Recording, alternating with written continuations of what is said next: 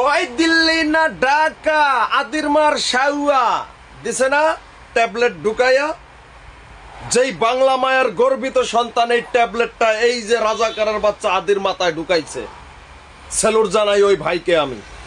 এইরকম ভাবে বাংলাদেশের আনাচে কোনাচে রাজাকারের বাচ্চা যেখানে আছে সেখানেই তাদেরকে এরকম ক্যাপসুল ঢুকাইয়া দিতে হবে, কারণ এরা বাংলাদেশ বিরোধী, এরা বাংলাদেশ ধ্বংস করার মিশনে নেমেছে।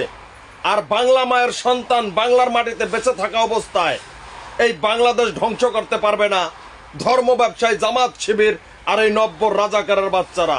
তো যে যেখানে আছেন এইরকম এনসিপি এবং কি এই যে সমন্বয়ক নামক যত কুলাঙ্গারের বাচ্চা আছে সবাইকে পিতলের ক্যাপসুল ঢুকায়া দেন। এর মুখের ভাষা শুনছেন, যার মা খারাপ সে অন্যের মাকে নিয়ে সেরে এই ধরনের বাজে মন্তব্য করতে পারে।